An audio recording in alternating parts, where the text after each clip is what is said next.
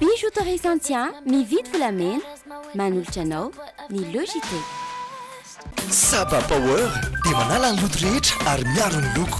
Saba Power manolotra anao ankafizo ny Logité miaraka amin'ny fromage la vache qui rit. Sady matsiro no mampazotomana ho fafinaretany ankohonanao. Anti-tache tsara be no ampiasaiko manazava ny endriko sady manala tasy. Sara be manolotra ho anao ny Logité.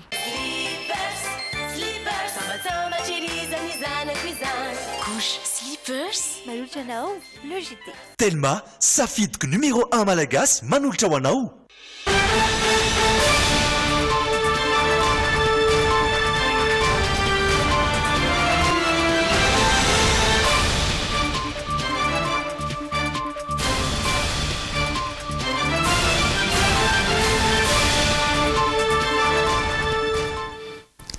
Alakamisy voalohany volana febroary faly miarabantsika rehetra tonga soa atao anatin'ny Logité ho an'ity ariva ity ary dia ireto avy hatrany ny lohateny ao atao anatin'ny tapany voalohany.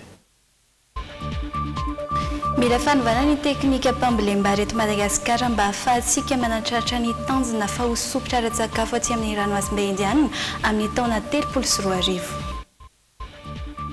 Tsy voatery iankina amin'ny vidin-tsolika ny vidim-piainana eto Madagasikara ho ny mpahay toe-karena iray raha ny resaka taminay androany. Mitaky ny andoavana ny karaman'ireo mpiasa mpanjakana tapaka karama farany teo ny sindika ny F3M na ny fiara-mientan'ny mpiasa mpanjakana eto Madagasikara.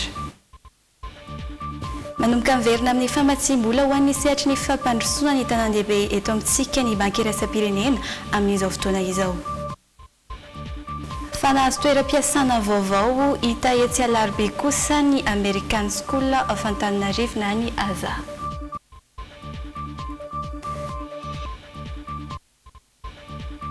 Any ivelany mandray andraikitra manoloana ny fikasan'ireo mpanohatra hanonga-mpanjakana ireo mpitondra any Kenya amin'izao fotoana izao. Santiona vaovao ireo tompoko lahy sy tompoko vavy anasananao anaraka hatramin'ny farany ity fampalalam-baovao ity. Izay ny atao anatin'ny tapany voalohany anatin'ny tapany faharoa dia resaka ireo hetsika ara-kolontsaina ho avy isika misy ihany koa ny hoe ianao sy ny hafa kely ary Francis Turbo no iaraka amintsika eto atolotra avy hatrany ary ireo vaovao maro samihafa.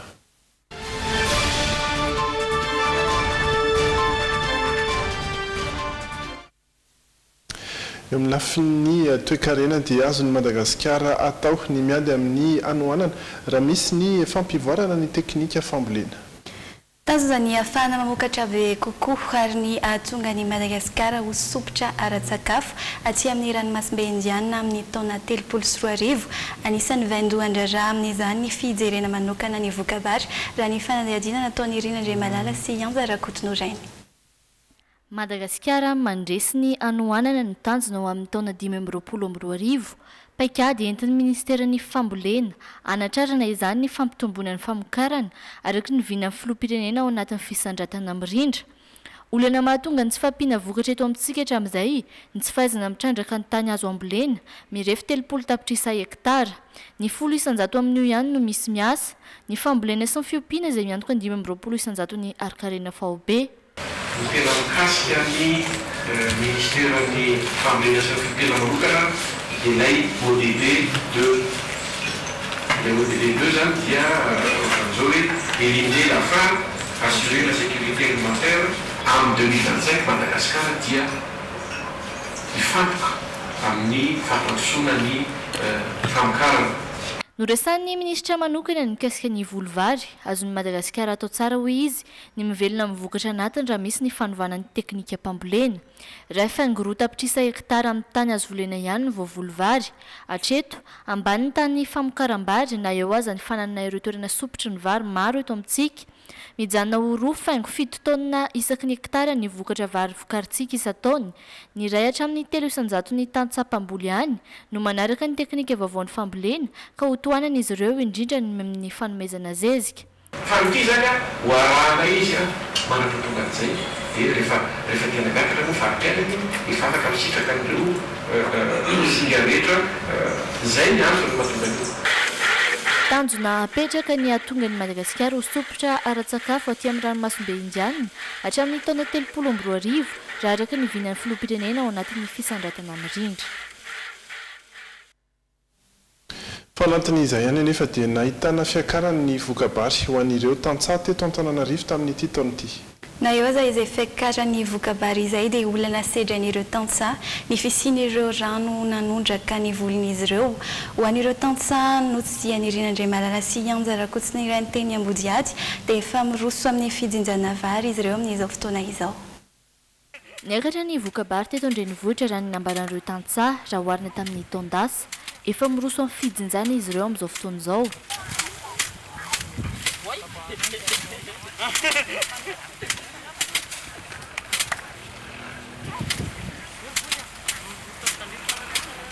Ho an'ny tojo, vary hohanina no jinjana eto fa tsy ho amidiny ary fianakaviana roa izy ireo miara-misalama izany. Ketsampolo ny tany volena tamin'izany. Misy ihany koa ny vokatra natokana ho an'ny masomboly amin'ny fitaopam-bolena manaraka. Ny olana zany taty aminay dia ny rano, ny akatsan'le rano dia tsatsan'ny rano ny vary sasa fa vokatra tsara mihitsy. Ohatsy misy roapolo kono izao dia nirogona izay no atao ambolena. Anisan'ny maharatsy ny vokabary azo hatramin'izay ny fahaverezan'ny ampaham-betsaka amin'ny vary mandritry ny fijinjana. Ankehitriny, efa misy ireo vehivavy maro manitsana vary toa ny Rose, izy izay tsy mikaramana mividy fa manaraka olona mijinja ary avy eo manintsana ireo valim-bola tavela amin'ny taony. Ahafahana miantoka ny sakafo ny anatin'ny herinandro vitsy ny vokatra amin'izany. Kapokapohana hitsana le milolo kapokapohana dia azo indray misy vary mihitsana dia iny no angonina. Indraindray raha tena betsaka ilay izy dia indroany io indraindray ara tapany kely. Marina fa indray mandeha isa-taona ihany izy ireo no mampiakabary dia eo anelanelan'ny volana janoary sy ny febroary. Anisan'ny niteraka resabe izay vary izay sy ny fiakaran'ny vidim-bary tamin'ny faraparan'ny taona teo mahakasika indrindra izay vidin'entana izay ary ny fanadihadiana ho rahantsika manaraka tsy voatery iankina amin'ny vidin-tsolika ny vidim-piainana raha ny filazan'ny paitoekarena. Mety ho antony iray ihany koa ny olana sedraina noho ny faharatsiany lalana hoy izay paitoekarena izay ka mahasarotra ny fitanterana ireo entana makany ambanivohitra na makany amin'ireo fahitana azy ho eto Andrenivohitra ao anatin'izay filana andavanandro izay. Tatriantsika izay vaovao izay miaro sorojiravaka sy zora Andriatsala.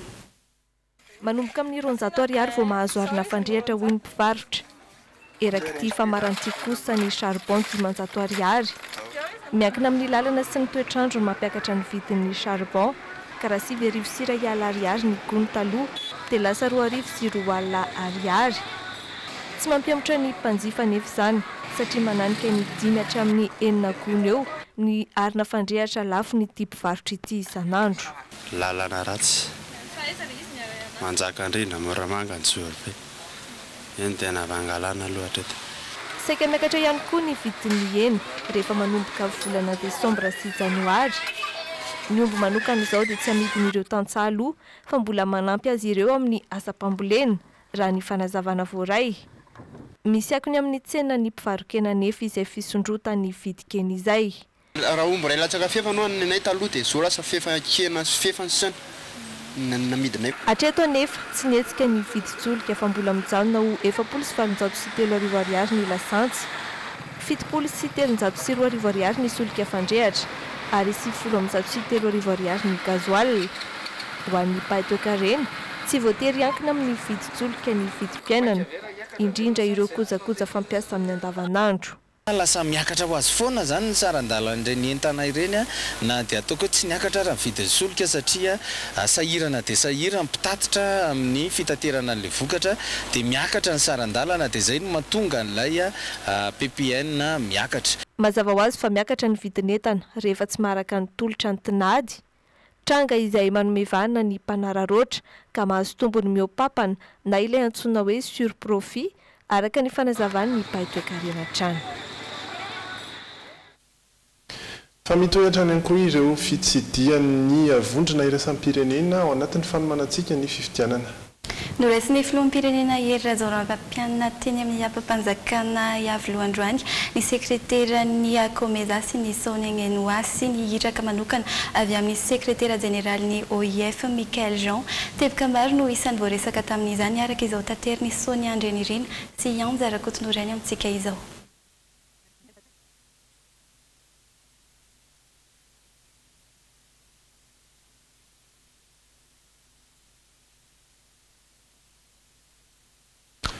Raha mbola tsy vonona ny sary mahakasika an'izay fitsidihana teny Avoloha izay dia jerikely indray kosa isika ny mahakasika ny asan'ny syndicat sy ny fitakiana izay ataon'izy ireo satria dia mitaky ny andoavan'ny karaman'ny mpiasam-panjakana izay tapaka karama farany teo ny syndicat F3M na ny fiaramientan'ny mpiasam-panjakana eto Madagasikara.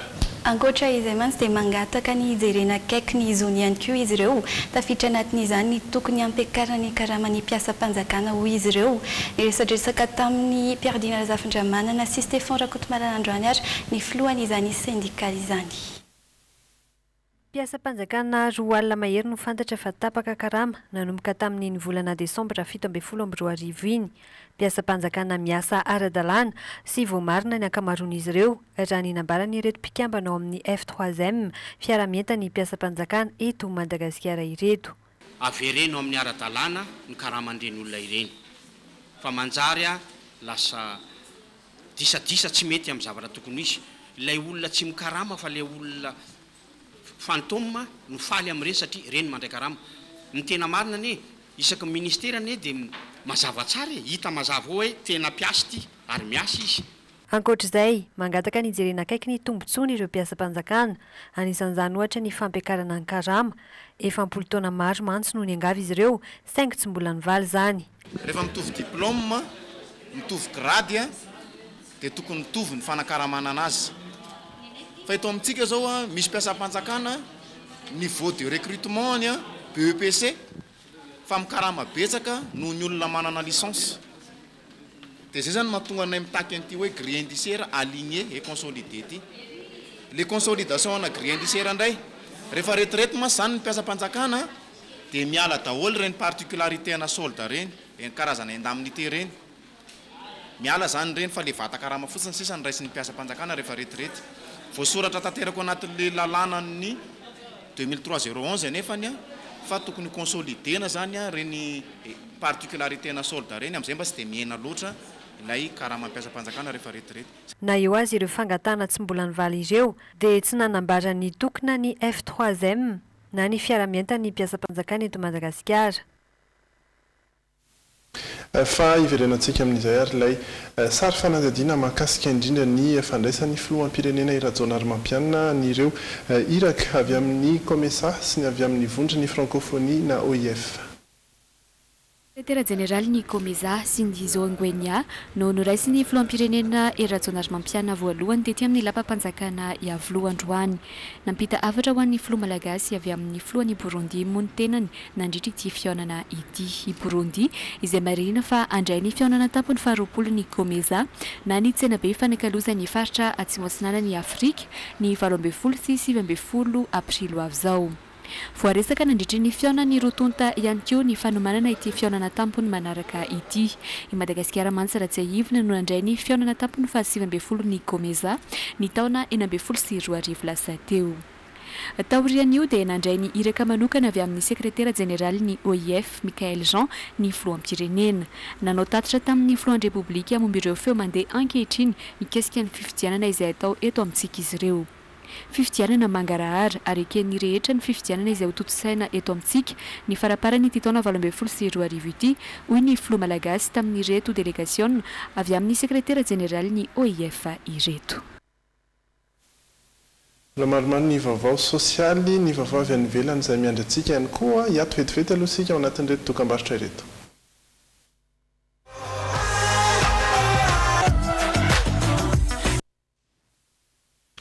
Ao anatin'ny etapany voalohany logité hatrany isika ary dia toizantsika amin'ireo vaovao maro samihafa mitohy hatrany ny fiadiana izay ataon'ny ministeran'ny asa-panjakana amin'ireo mpiasa-panjakana matoto. noho izany indrindra dia miroso amin'ny fandoavana ny karama amin'ny alalan'ny banky izy ireo raha araka tsy fanadihadiana ataony maire Nirina Ranantsa sy misy Razafy ity. Ampahany betsaka amin'ireo mpiasam-panjakana tapaka karama ny faran'ny taona lasa teo no efa nandray ny volana ankehitriny. Mbola manodidina ny 4,000 anefa ireo tsy voamarina ka hiverina fa mpiasa matotoa ny ankabeazan'izy ireo. Ireo mpiasa tsy tena izy ireo izay nisitraka tamin'ny tsirariny ny karama avy amin'ny fanjakana nandritra ny taona maro. Nanamelika azy ireo ny ministry ny asa-mpanjakana ary nanamafy fa hitohy hatrany ny fanenjehana. Le mpiasam-panjakana teo zany le tapaka karama teo zany eo amin'ny 7,000 teo. Dia 5,000 zao efa nahazo ny karamany. Dia 5,000 mahery kely eo.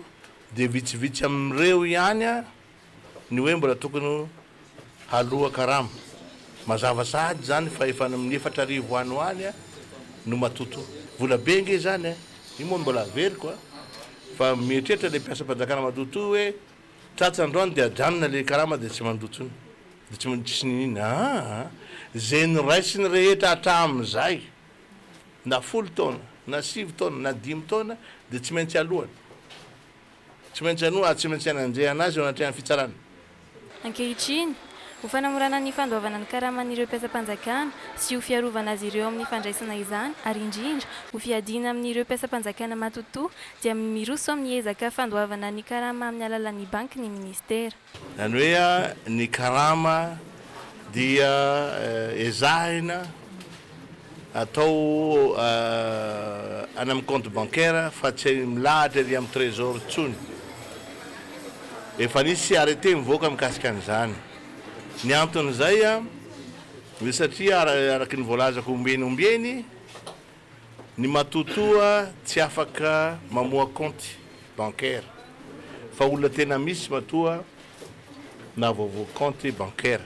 Androany moa no toto-saina ny fanaovana sy ny fanitarana ny fiaraha-miasa eo amin'ny ministera ny asa-mpanjakana sy ny banky iray izay mikasika ny fanamorana ny fiainan'ireo mpiasa-mpanjakana. Any amin'ny faritry Vakinankaratra indray kosa no ho alehantsika misy ny fankalazana ny 5 taona ny École nationale des sous-officiers ho arahantsika ao anatin'ity fanadihadiana hoentiny Zorabe nandrasana ity. Nankalaza ny 5 taona ny androany 2 febroary izay sady androndreo manamboninahitra lefitra ny sekoly ENSOA Antsirabe. Efa maro be ireo manamboninahitra lefitra navoaka n'ity sekoly ity hatramin'ny taona 13 sy 790 ny orenany. Élève gradé andiany 1,5 no nivoaka tao talohan'ny taona 20 nanomboka ny taona 13 kosa dia manamboninahitra lefitra andiany 4 no navoaka ny ENSOA izay nahitana andiany 5 niofana momba ny fampandrosoana mivantana ny eny ambanivohitra.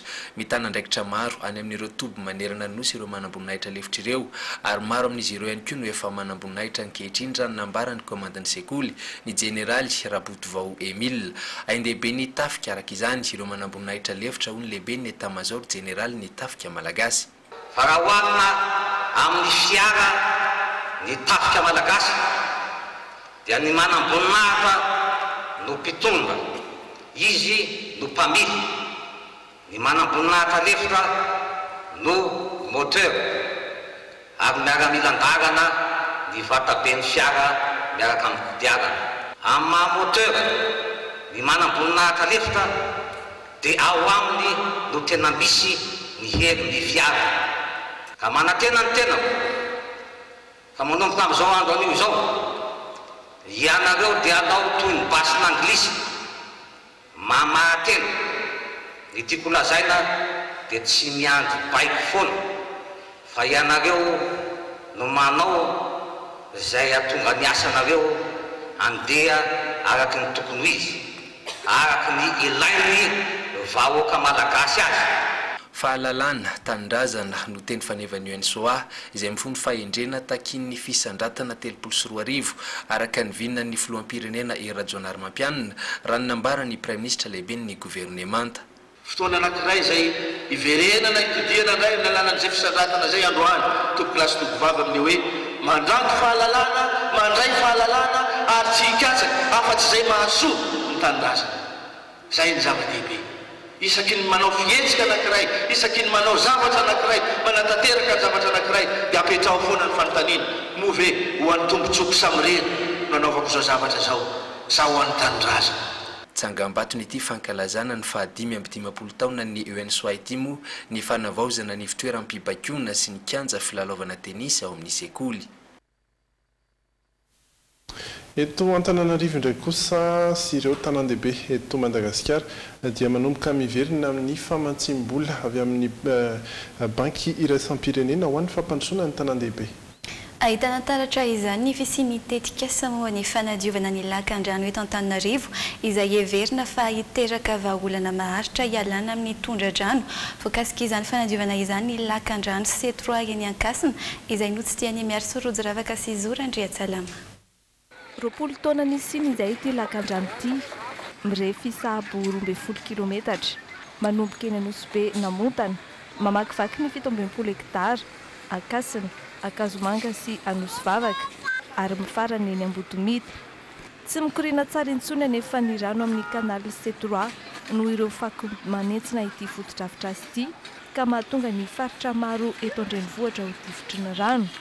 Mba hisiany vahaolana maharitra ialana amin'ny tondra-drano eto Antananarivo, misy ny tetikasa miopana amin'ny fiarovana ny tanàna eo an-drenivohitra.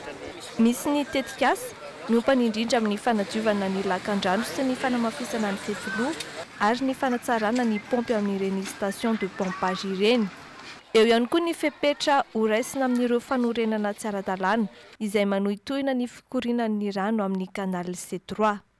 Misy an'ireo le olona izay mipetraka ny manamorona ny toerana iny voakasika ao anatin'ny tetikasa dia efa nisy fanadiadiana sy fidinana tetỳ Apotony zany nahafahana ny jery niaraka tamin'ny fokotany ny endrika ahafahana manakisaka n'ireny olona ireny voahaja foana no mahaolona n'ireny olona ireny fa tsy hoe akory hoe atao kilabao izy ireo. Anomboka amin'ny volana Martsa ny tetikasa ary nomena ny anarana hoe produire na projet de développement urbain intégré de résilience du Grand Antananarivo. Enimpolo tapitrisa dolary ny famantsim-bola anoana ny banky iraisam-pirenena ny tetikasa. Tombana nananika ny fito etsy kosa ny olona azo tombotsoa amin'izany.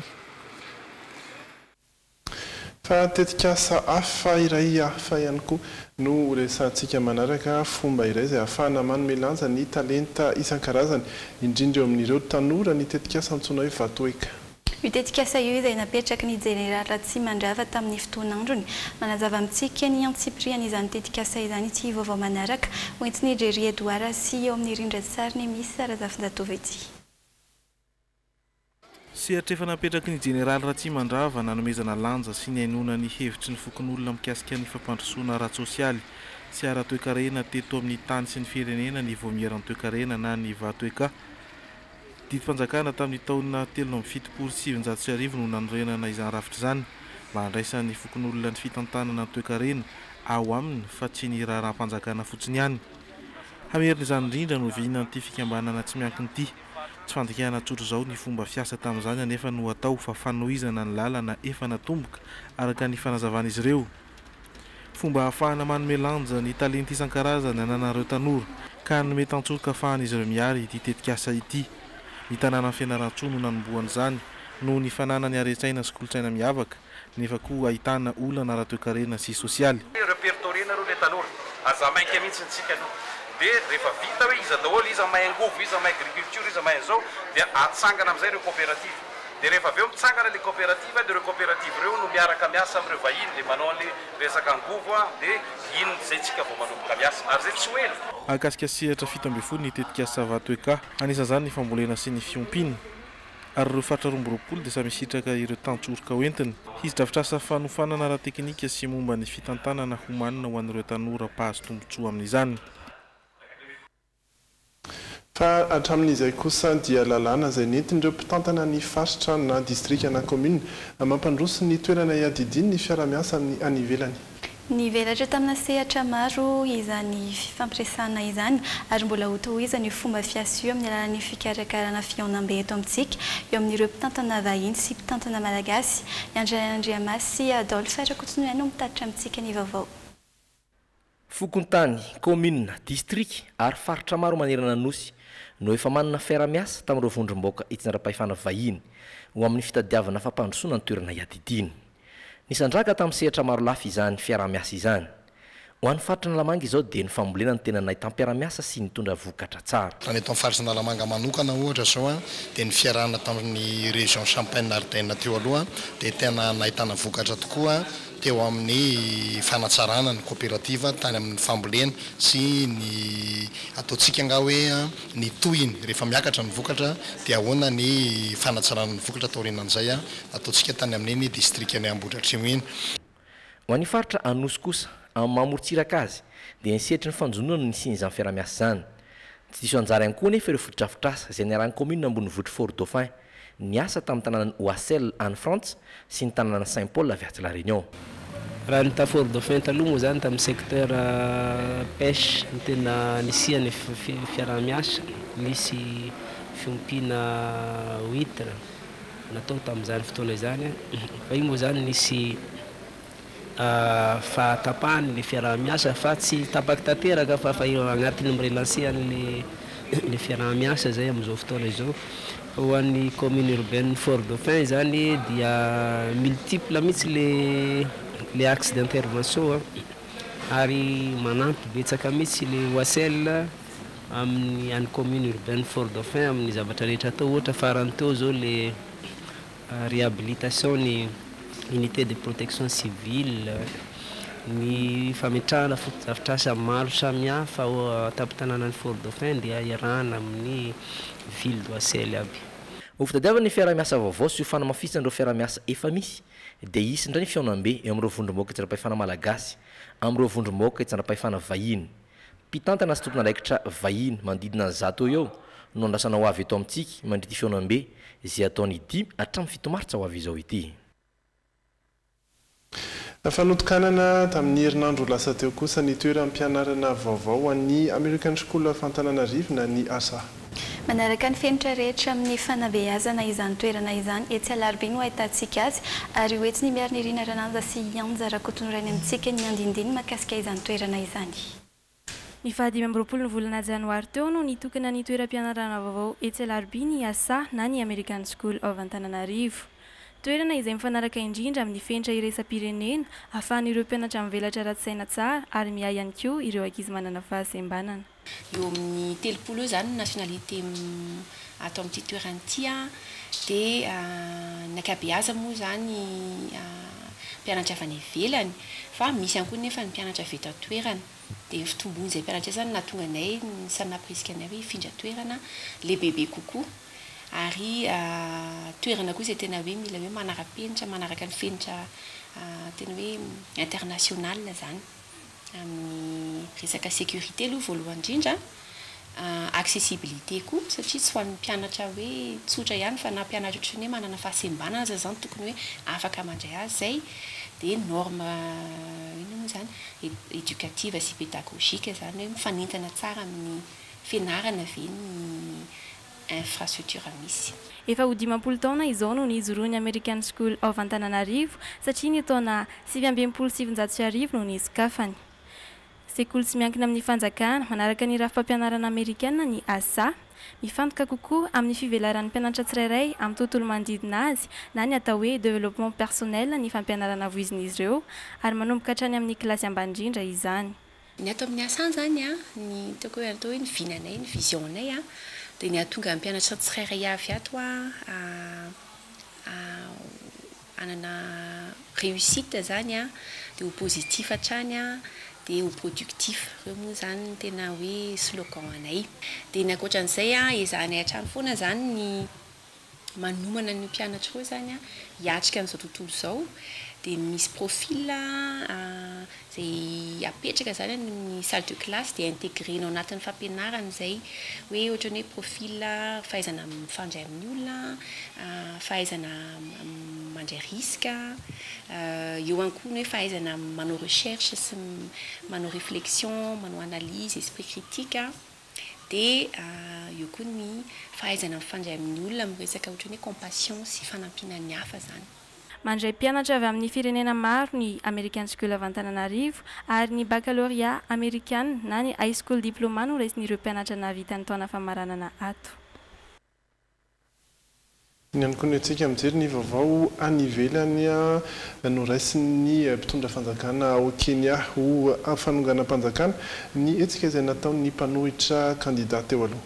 Ny talatalasa teo mantsy dia mantanteraka fianianana hafakely izay manendry azy ho filohan'ny mponina any an-toerana ny lehiben'ny mpanohitra any an-toerana ka dia noraisin'ireo mpitondra ankehitriny ho fiantsiana izany fihetsika izany ary mifanohitra ihany koa amin'ny lalam-pandrenana any an-toerana. Au Kenya, le pouvoir contre-attaque après... Manatanteraka fidinana an-dalambe amin'izao fotoana izao ireo mpanohitra ny fitondrana ao Kenya antony nogadrain'ireo mpitondra ny mpitarika azy ireo taoriany fianianana nataon'i Raila Odinga manendry azy ho filohan'ny vahoaka ny talata teo mantsy dia nieverin'ireo mpitondra fanjakana ao Kenya fa mikasa hanonga-mpanjakana ity lehiben'ny mpanohitra ity. Vokany dia nogadraina avy hatrany ireo solombavam-bahoaka miara-dia amin'ny Raila Odinga sy ireo olona akaiky azy. Mitaky ny hamoahana ireo olona nigadra arak'izany ireto mponina miara-dia amin'ny Raila Odinga ireto. Nous sommes là parce qu'ils ont arrêté nous. Milatsaka ifotony izahay satria nogadrain'izy ireo ny mpitarika anay.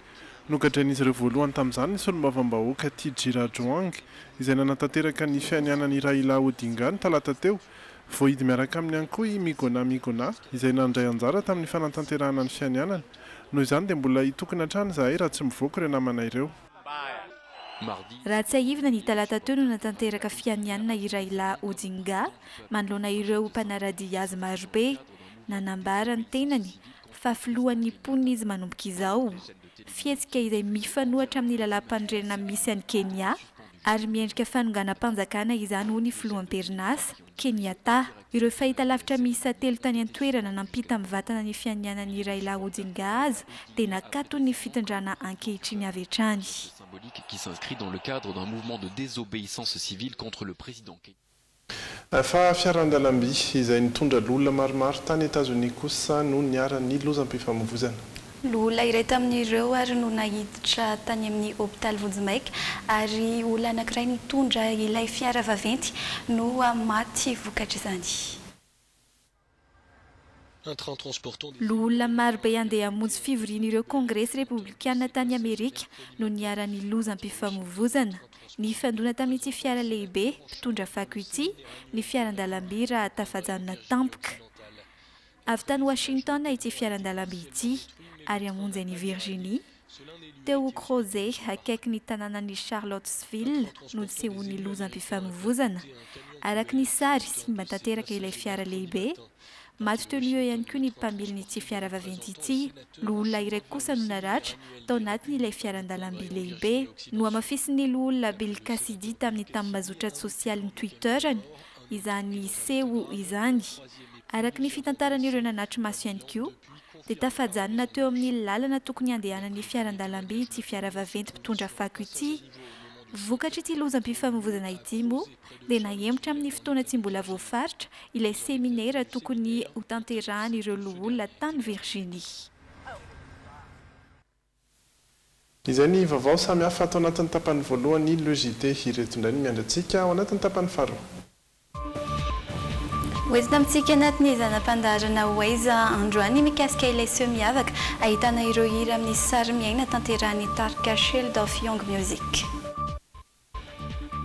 Nasena nilaza ireo karazam-bary fantan'ireo olona sendra ny mpanao gazety ny Le JT androany tao anatin'ny Oianao. Afakelitsika androany indray kosa dia ankizy miisa 100 nifanena tamin'ireo mpilalao baolina kitra matianina miisa 3 tany Japon.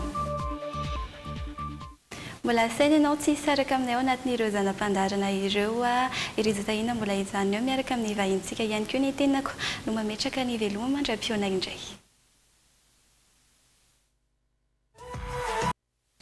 Eny ary le JT tapany faharoa no arahanao manomboka eto ary dia Francis Turbo no miaraka amintsika. Valy miarahaba atao plasy topoko vavy ary dia miarahaba ny Iriza Tahina miarahaba nareo namana mpiara-miasa rehetra dia miarahaba antsika mpijery ihany keo zay fiarabana zay efa misy manamarika eo zay foana eny toko zay foana fiarabako ka salama daholo toko. Eny mitenteny foana ary.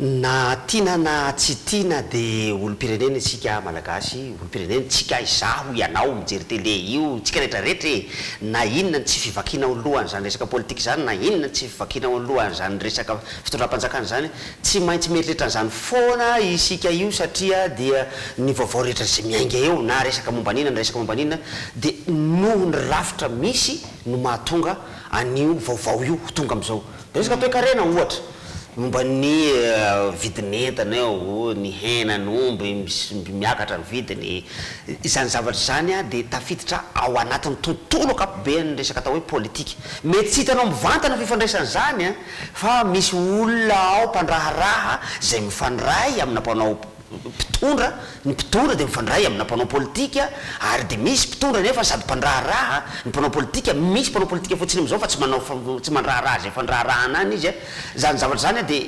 iainantsika fa tsy tsapatsika mivantana misy matsapa ny olona matsapa zafady misy matsapa ny olona hoe tena arakaraka le olona mpitondra no mampety na tsy mampety ny fiainana fa misy ny olona am'izay miteny manoatra zao ina koa no raha iana zay resaka mpitondra any fa tsy ataontsika ihany fivelomantsika isan'andro ny fivelomanao isan'andro io tompoko dia noho izay zavatra zay zao zany vaovao farany eno ndray a dia tsy hoe farany moa zany vaovao efa ela mampikaikikaiky an'ireo mpiompy dia tsy misy ny fanafody vaksiny iadiana amin'ny pesta kisoa ary dia manahy mafy ry zareo mpiompy kisoa fa sao dia hihanaka tampoka re ny aretina pesta kisoa zay anisan'ny tena mahandravarava pesta porcine dika zany moa zany am'teny fitona anisan'ny tena mahandravarava mihitsy a eo amin'ny resaka fiompiana zay kisoa zay io ny vidin'omby io zao vidina henan'omby a efa lasa miakatra be a ny vidina hena kisoa tsy hoe nidina fa latsaka amban'ny vidina henan'omby zany hoe ny omby efa mevitsy nisany ny hena kisoa koa nefa zao le atahorana hoe sao dia mba lasa mevitsy ndray koa ny kisoa henaninina reny afarany isy vaovao enitsika manombonomboka ao arendrena kely ao a hisy isolona zany rehetrarehetra zany solokena hoavy zany resaka zany tsy hoela afaka volana vitsivitsy na herinandro vitsivitsy dia hoavy zay resaka zay ty taona ty dia taona fifidianana iarana tsiny tsy maintsy miresaka fifidianana ao anatin'ny vaovao rehetrarehetra zany eo ny fifidianana ny varanao maly eo ny fikenokenoana an'ireo candidat zay tsy mbola nisy nitonona hoe za ilatsaka fa efa fantapatatsy ny olona rehetrarehetra hoe raha zao pozipoziny tiranamany ty zao ilatsaka io a raha zao pozipoziny tirana ny mpanao gazety efa mahafantatra an'io ny mpanara-baovao rehetrarehetra mahafantatra an'io fantatsika tsara nefa fa dia i Afrika manana fomba fiainany hafahafa izay tsy ho afaka am'izany Afrika zany tsika hitatsika teo ny vaovao farany teo niainga avy any a Kenya nandeha teo le resaka Raila Odinga i Raila Odinga tompoko dia nirotsaka firom-pirenena ny faninana tamin'nga Kenyatta ary dia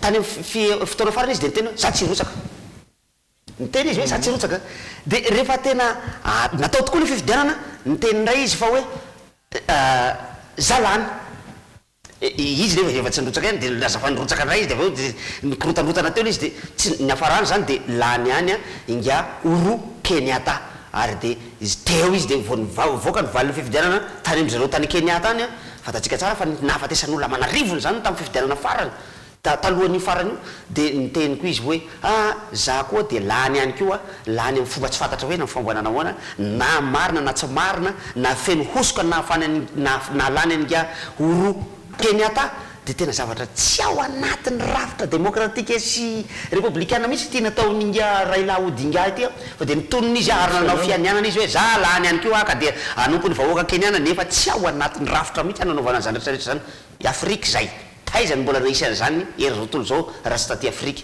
hitatsika tsara mihitsy ny zavatra miseho any RD Congo io mbola Afrika koa io efa tokony tamin'ny farany taona 2016 no tapitra ny mandahan'nga Kabila ary dia niteny izy sarotra be ny anaovana fifidianana am'ty taona ity fa aleo hemotra amin'ny taona manaraka amin'ny taona 7 no nefa tombotombotra le fotoana sarotra be ny anaovana fifidianana am'ty 2017 ty fa aleo any amin'ny faraparany taona 2018 mitovy manana seni koa ny anarany endry zareo ary dia efa navoaka ny seni am'izao fotoana zao fa ohatrany hoe 23 décembre zay fifidianana zay efa manana reny rehetrarehetra anisan'izany ny katolika any am'zareo any amin'ny RD Congo any fa hoe tsy hanao ndray any ty zavatra ty tsy horaikitra ndray le ty dia idongy ohatra amin'ny farany nga Joseph Kabila fa hoe noho ny problème zao dia miemotra foana ny fifidianana afrika any ty e fatatsika tsara koa zavatra miseho so de miretinareo hoe mainty hoditra ihany manao an'izany ka hoe ny keniana mainty hoditra ny de congo mainty hoditra Egypte koa ne ka manao koa ne izy zao izy fifidianana filoam-pirenena ny Egypte amin'ny volana marsa ho avy izao motsina ilikingia izy teo Abdel Fattah al-Sisi daholo zay filoam-pirenena ankehitriny zay mety ho candidat eo nisy candidat anankiray zay antsoina hoe colonel Khaled al-Kosova zay naraleraka io vao niteny izy hoe za latsaka tonga de niditra fitsarana eona ny mahatonga anao anambara fa ilatsaka anao nefa mbola miaramila migadra migadra enitaona io rangaha io zao nanambara koa inga Ahmed Shafik premier ministre teo aloha hoe tsy ara-dalàna ty fifidianana ty fa tena aleoko mialaka ohatra mampitahotahotra zany izy tamin'ny voalohany nefa niteny hoe ilatsaka fa kay ny antony ony rehefa natao ny fandiniana rehefa natao ny fandiniana efa navoaka zala avoakanay ny dossier anao raha ohatra ka milatsaka eo ianao rehefa nataony zareo fanadidina avoakanao ny dossier anao fa ianao nanao zao mialy izy niemitra izy sakilotsaka koa i ancien député taloha Mohamed Anwar el Sadat zay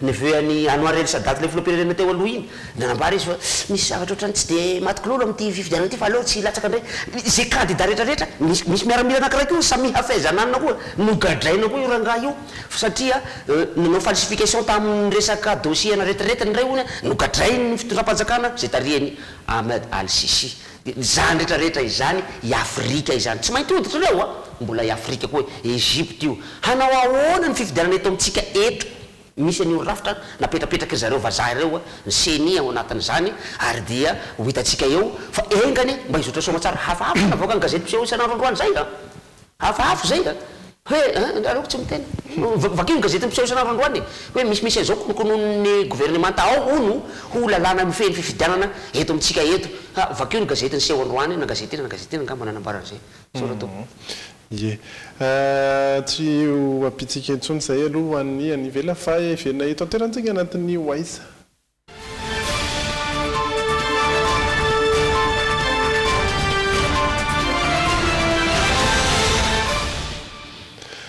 maromaro ny seho an'ity farany herinandro ty azo atao hoe miverina indray ireo seho lehibehibe ao anatin'ny kolotsaina miditra ny volana febroary raha teo isika ary dia ireto ny nangon'ny rindra tahiry ao anatin'ny Wise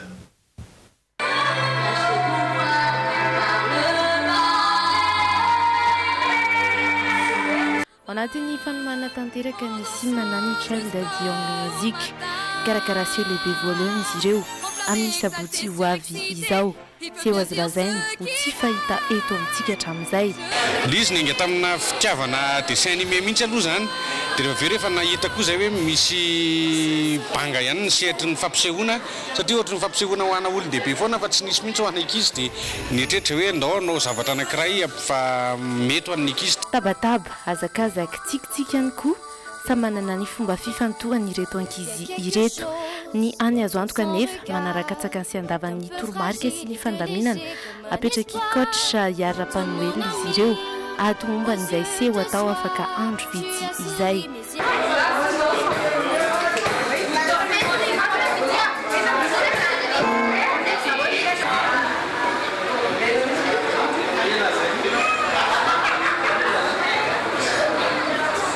tamin'ny taondasany no nitsangana ny Child Dion Musique araka izay anaran'izay ankizy sy tanora no mandrafitra azy manelanelana ny valo hatramin'ny 20 taona izy ireo enseignant zany tao amin'ny Facebook dia betsaka ny namaly dia natao ny fifantenana dia ireo ankizy ireo nanana nainiry fa tsy ampy nisy zavatra mbola tsy ampy dia ny coach ena amin'izay izy natsoina ny coach Yara-Panoely zay nanaraka an'ireo tsy maintsy hanome ny faraherin'ny rehetra ny sim araka izany amin'ity fampisehoana voalohany ity raha toka te hametraka ihany koa ny dian-tanany eo amin'ny tantarany mozika eto Madagasikara tao anatin'ny 10 volana nifantoka tamin'ny fanomanana mipitsopitsony rehetra ny tarika ity ankizy vavikely ity izao hitondra ny hirany Doti amin'ilay sary-miaina Docteur Lapeluche isan'ireo malaza amin'izao fotoana izao tokony maîtrisena tsara ny tononkira dia ny senika sy ny temps dia fihetsika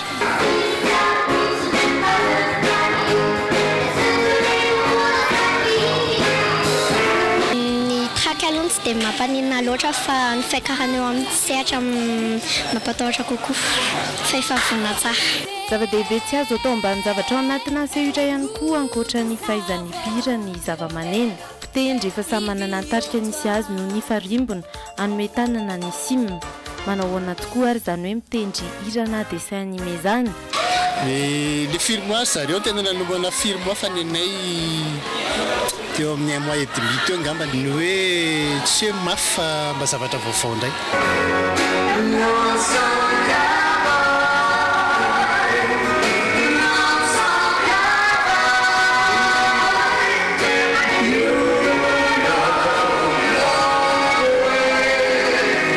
Dia mianatra dia mandray note mihitsy aloha manao mandray kely mihitsy fa tsy mety raha vao tonga dia tendrena amin'izao voalohany.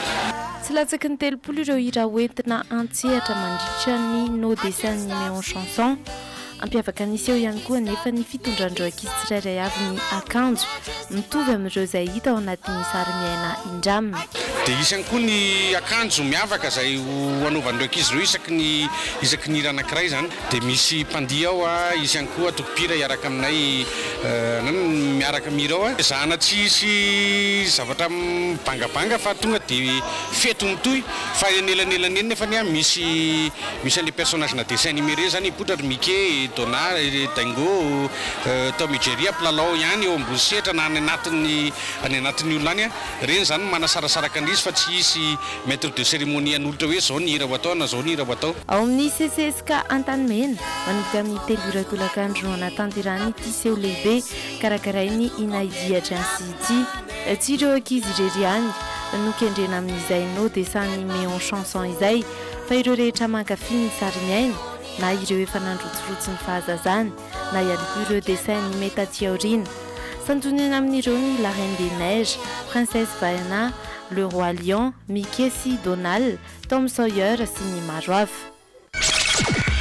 Tahaka ny efa fanao ny RDJ Santone manomana ny etika goavana ho fankasitrahan'ireo mpanakanto mendrika indrindra tamin'ny taona lasa izy ireo amin'ny alalan'ny RDJ Music Awards. Nanatombo kokoa nefa ireo sokajy izay ho safidian'ny mpankafy amin'ity andihany manaraka ity misy 12 izany. Amin'ny sabotsy 3 febroary manomboka amin'ny 2 ora tolakandro eny amin'ny CCI Vato no fandraisan'ireo mpanakanto voafantina atao anatin'ny RDJ Music. Amin'ny 4 ora sasany kosa no manomboka ny lanonana fanomezana valisoa ho an'ireo izay mendrika indrindra. Efa nomboka ny volana janoary teo ny fifidianana ary farana amin'ny sabotsy amin'ny 12 ora atoandro izany. Fampisehoana isan'ny andrasan'ny mpankafy ireo hira-pitiavana sy hira milamindamina fatratra. Ny fifampizaran'ny tovitray sy mirado sehatra iray ao anatina fampisehoany. Tonga izay fotoan'izay satria dia ho tanterahana ny alahady 4 febroary izao ao amin'ny lapan'ny kolontsaina sy fanatanjahantena Mahamasina ny Ndao hira.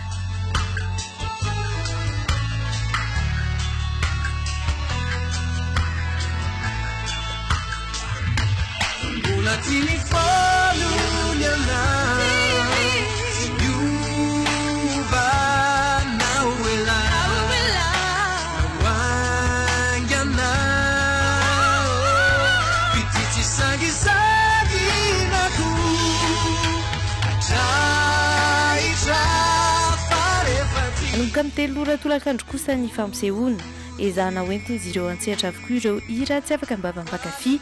Fotoana iray hitondrana ireo hira vaovao sy ireo mbola tsy navoaka hatramin'izay ihany koa nefa ny Ndao hira raha ho an'ny mirado sy tovitray. Anotrina azy ireo lahy ireo ihany koa ito sy Christian K efa miparitaka raha teo ity rakitsary misy azy 4 mianadahy ity mampiseho sahady ny santionany amin'izay seho lehibe izay.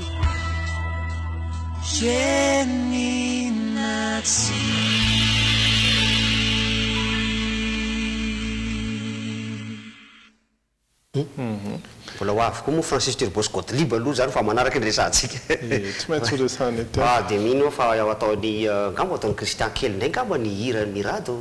Zoli moyala. Am'izao fotoana zany. Tadiditsika hoe zany. Le bebe kely.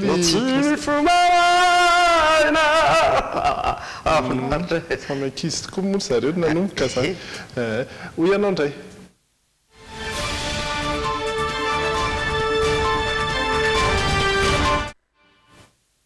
resaka vary sika teo tany amin'ny actu ary dia resaka vary ihany koa izay foto-tsakafo sika malagasy ny fantaniana nentina teny an-dalambe teny.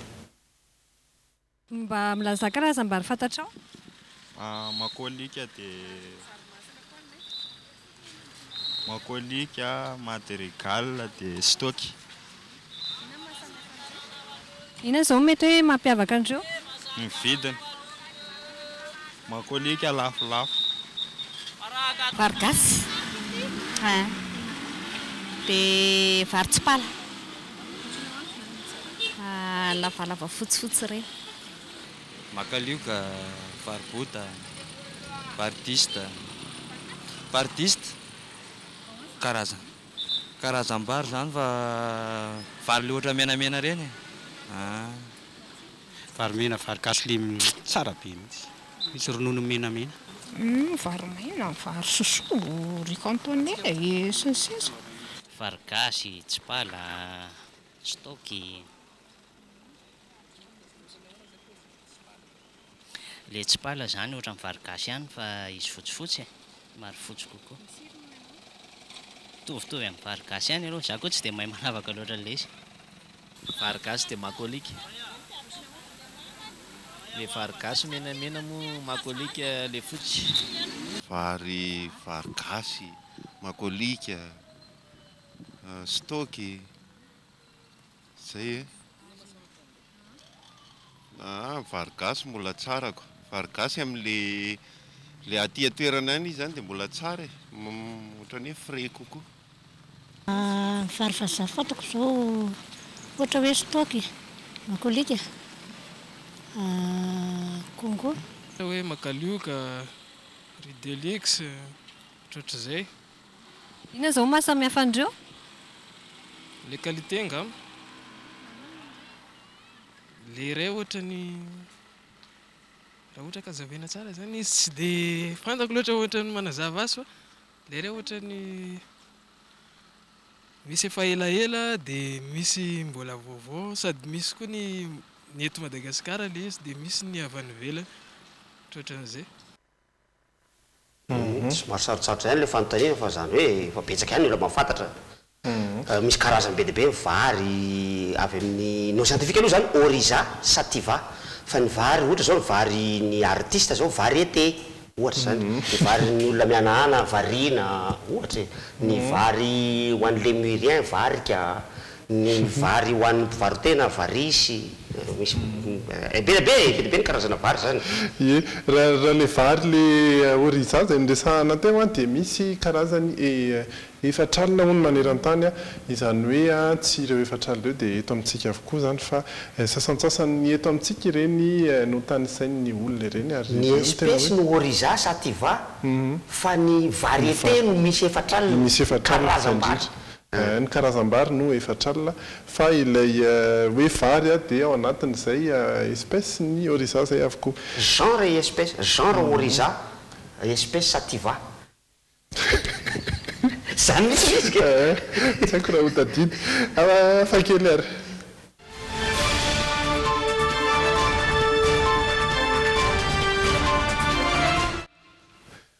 Lalao baolina hafa kely ity hoarahantsika ity tany Japon no nitranga izy ity ary dia mpilalao telo no mifaninana amin'ny mpilalao miisa 100 ny anton'izay dia satria ireo 100 ireo dia ankizy kely avokoa. Ireo telo mpilalao etsy amin'ny kilany kosa dia mpilalao matianina ao Japon avokoa. Ny fanandrin'ireo telo mifaninana amin'ny ankizy 100 iza no mpandresy raha ny eritreritrareo iza no naharesy. Andao jerena ny sary.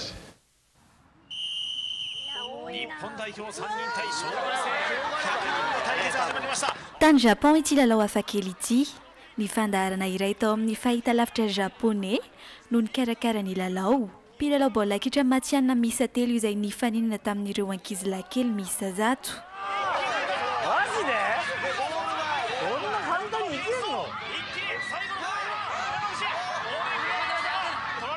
Sokajina ho lalao isan'ny nahavariana ary mampiomeny rehetra ity lalao ity.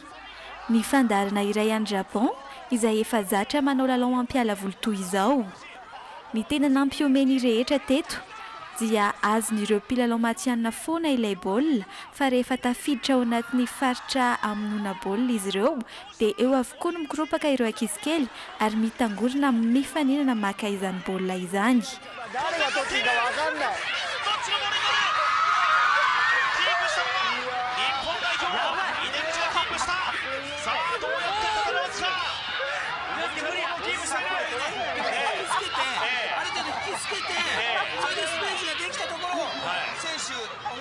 Mizarazara ireto ankizy zato ireto, ny telopolo nanana andraikitra lohalaharana, ny telopolo manaraka irakiraka, ny telopolo fahatelo vody laharana ary ny folo farany mpiandry tsatokazo.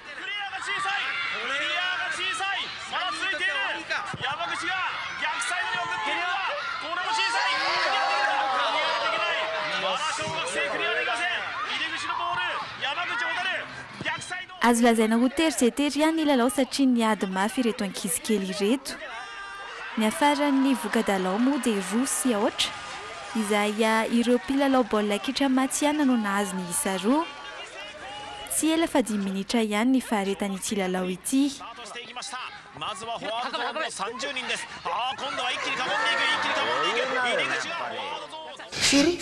Rosy aotra roan'ilay matianina ary dia aotra ny an'ireo ankizy kely mahita tao fa misy be dia be zany ny télé-réalité na ny zavajavatra ohatr' izay ny azo karakaraina fa nafinaritra ny fahinoka tamin'ny maly ny zavatra ataon'zareo ho any Nigeria fifaninanana ho an'ny mpiasam-panjakana izay miady amin'ny corruption indrindra, miady amin'ny kolikoly indrindra, dia misy firotsahana candidature izy, misy firotsahana candidat izy dia omaly no nambara tamin'ny fomba ofisialy mandeha mivantana tsy mivantana tantaraina amin'ny téléphone ny fivoarana izy zany ohatran'ireny bazabary mihitsy zany dia omaly nambara atao aminatina toerana anankiray ngeda be ohatran'ny CCI vatony zareo zany ny vokatry le izy mpiasam-panjakana mendrika indrindra amin'ny ady atao amin'ny kolikoly izay nanao fanambarana teo moa ny roa telo tamin'ny zareo tamin'le radio ninoko omaly zany hoe amin'ny ankapobeny zany dia olona mahafantatra tsara ny atao hoe kolikoly mpiasam-panjakana ireo olona ireo ary misy anankiray ary tena efa niharany zany kolikoly zany tamin'izy mbola mpianatra université ary dia tsy fantako izay ny afarany moa zany hoe izy nahazo noloka voalohany fa tokony hoe arakarahantsika zay misy anarany inona teo idol angamba zay misy zavatra anarany zay le izy fa jerenareo atany Nigeria no nisehoany zay télé-réalité zay tsara hoarahana tsara hoalaina tahaka ihany koa. Laso jerena dia raha hitany sary alefantsika eto ihany koa mety eo ary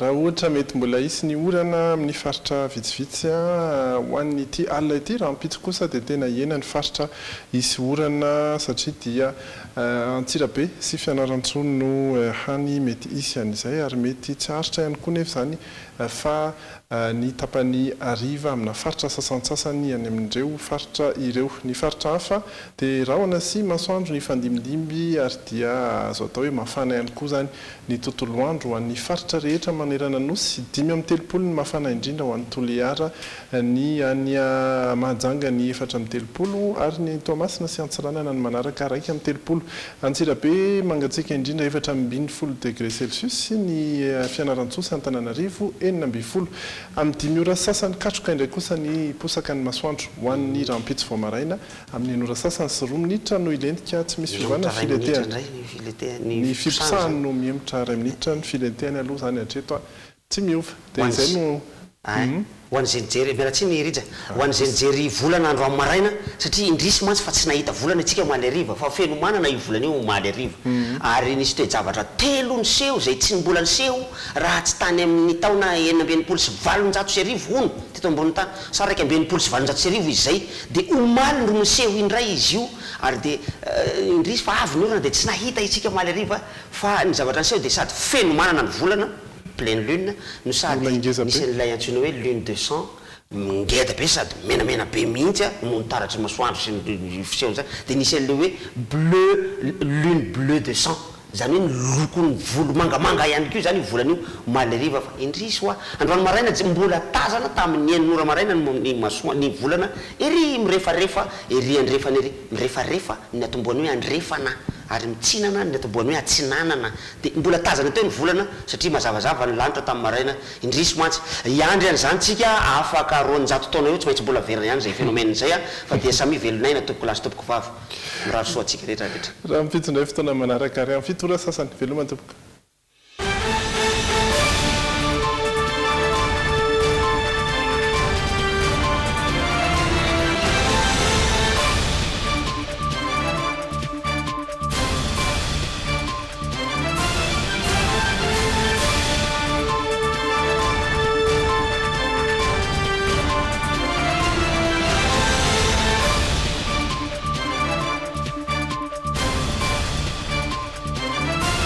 Telma, safidiko numéro 1 malagasy nanotra ho anao teo. Ankafizo ny LGT miaraka amin'ny fromage la vache qui rit. Sady matsiro no mampazotomana.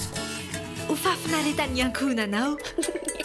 Saba Power dia manala ny loto rehetra ary miaro ny loko. Saba Power nanolotra anao teo. Bijouterie Santia mividy volamena manolotra anao ny LGT.